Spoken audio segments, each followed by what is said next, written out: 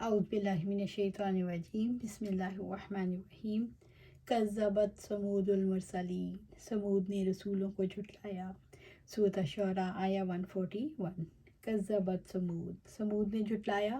قوم ثمود حجاز کے شمال میں حجر کے علاقے میں آباد تھی۔ یہ علاقہ خیبر اور تبوک کے درمیان واقع ہے۔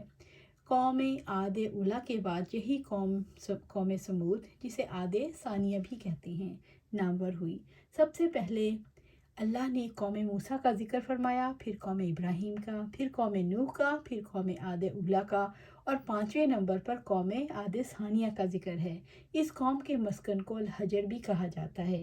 یہ 300-400 کلومیٹر لمبا ہے اور تقریباً 100 کلومیٹر چوڑا علاقہ حجاز اور شام کے درمیان واقع ہے، اور اس راستے پر واقع ہے جو مدینے سے تبوک جاتا ہے۔ اس قوم کے رنگ ڈھنگ وہی تھے جو عاد اولیٰ کے تھے، اسی طرح کے قد و تنومند، قد آور اور مضبوط جسموں کے مالک تھے۔ اللہ کی ہستی کے قائل ضرور تھے، مگر شرک کے امراض میں بری طرح مبتلا تھے۔ بڑی متکبر اور سرکش قوم تھی۔ ان کی نمایاں خصوصیات یہ تھیں کہ اعلیٰ درجے کے انجینئر اور بہترین قسم کے سنگ تراش تھے۔ وہ اپنے فن کے مظاہرہ یوں کرتے کہ پہاڑوں میں پتھر تراش تراش کے اپنے عالی شان مکان بنا لیتے۔ اسی طرح پہاڑوں کے اندر ہی اندر انہوں نے بستیوں کی بستیاں آباد کر رکھی تھیں۔ قوم ثمود کو بھی زبردست خوشحالی اور غلبہ حاصل تھا۔ المرسلین، رسولوں کو جھٹلایا۔ قوم ثمود نے صالح علیہ السلام کی قوم کی صالح علیہ السلام کی دعوت اور سارے رسولوں کی دعوت ایک ہے۔ اسی طرح صالح علیہ السلام کو جھٹلانا گویا سارے رسولوں کو جھٹلانا ہے۔ اذ قال لهم اخوهم صالح الا تتقون، جب ان سے ان کے بھائی صالح نے کہا کیا تم ڈرتے نہیں ہو۔ سورۃ الشعراء آیا 142۔ اذ قال لهم اخوهم صالح، جب ان سے ان کے بھائی صالح نے کہا۔ قوم ثمود کی ہدایت کے لیے اللہ تعالیٰ نے ان کے نسبی بھائی صالح علیہ السلام کو بھیجا۔ صالح علیہ السلام نے انہیں خدا خوفی کی دعوت دی۔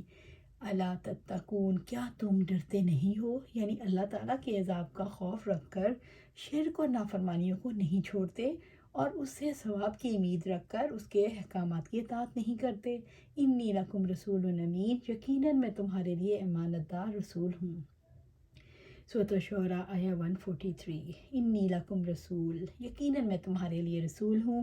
صالح علیہ السلام نے کہا میں تمہارے رب کی طرف سے رسول ہوں، مجھے رب العزت نے اپنی رحمت سے تمہارے پاس بھیجا ہے۔ امین، امانت دار۔ صالح علیہ السلام نے کہا میں اللہ کی طرف سے پیغام دینے والا رسول ہوں اور امانت دار ہوں۔ تم میری امانت کے بارے میں خوب جانتے ہو، میں اللہ تعالیٰ کے پیغام میں کمی بیشی کرنے والا نہیں ہوں۔ اس کا تقاضا ہے کہ تم مجھ پر ایمان لاؤ۔ فاتقوا اللہ وَأَطِیعُونِ، بس اللہ سے ڈرو اور میری اطاعت کرو۔ سورۃ الشعراء آیہ 144۔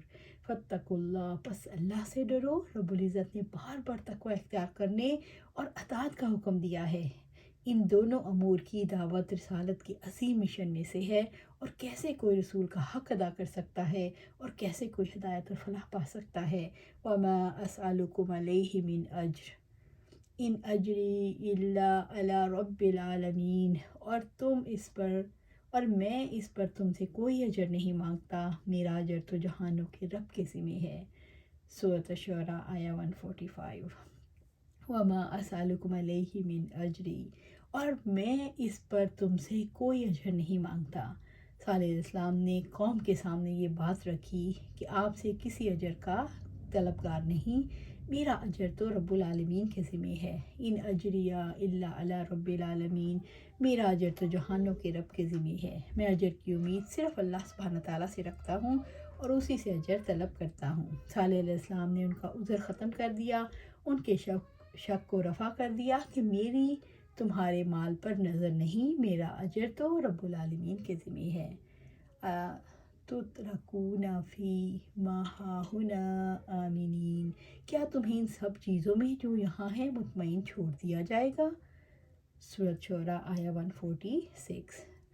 تترکون فی ما ہاہنا، کیا تمہیں ان سب چیزوں میں جو یہاں ہیں چھوڑ دیا جائے گا، یعنی تمہیں نعمتوں اور بھلائیوں کے درمیان یوں ہی بیکار چھوڑ دیا جائے گا۔ آمینین، مطمئن، یعنی بے خوف چھوڑ دیا جائے گا۔ صالح علیہ السلام نے کہا تم یہ سمجھتے ہو خوشحالی میں ڈوبے رہو گے، تمہیں کہیں جانا نہیں، کہیں جواب دہی نہیں کرنی، کیا تمہیں ڈر نہیں لگتا حالات بدل سکتے ہیں؟ فی جنات و عیون، باغوں چشموں میں۔ سورۃ الشعراء آیہ 147۔ فی جنات، باغوں میں یعنی باغات اور پھلوں میں، و عیون اور چشموں میں، چشموں اور نہروں میں تمہیں ایسے ہی چھوڑ دیا جائے گا جیسے چوپائے چھوڑ دیے جاتے ہیں، نہ تمہیں کوئی حکم دیا جائے گا اور نہ کسی چیز سے روکا جائے گا۔ باغوں اور چشموں کی وجہ سے انسان غلط فہمی میں مبتلا ہو جاتا ہے، یہ سب اس کا حق ہے اور جیسے بھی چاہے استعمال کرے۔ وَزُرُوعٍ وَنَخْلٍ طَلْعُهَا ہَضِیمٌ، اور کھیتوں اور کھجوروں میں جن کے خوشے نرم اور ملائم ہیں۔ سورۃ الشعراء آیہ 148۔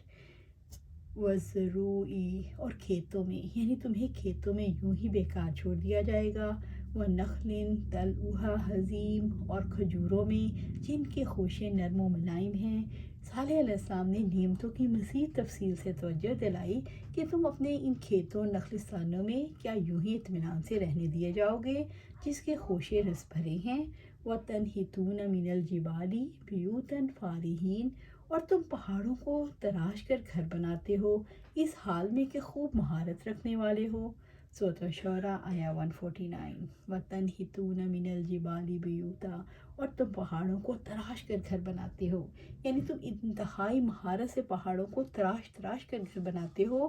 وہ سدا جینا چاہتے تھے جبکہ یہ سب کچھ موت کے ساتھ چھین لیا جانے والا ہے، اس میں سے کچھ بھی باقی رہنے والا نہیں۔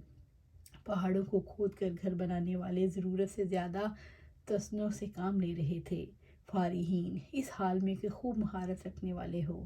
اللہ تعالیٰ نے فرمایا تم پہاڑوں کو کھود کھود کر گھر بناتے ہو، یہ سب کچھ محض عیش کے لیے کرتے ہو اور فخر جتانے کے لیے، حالانکہ سب کچھ امتحان کے لیے دیا گیا ہے۔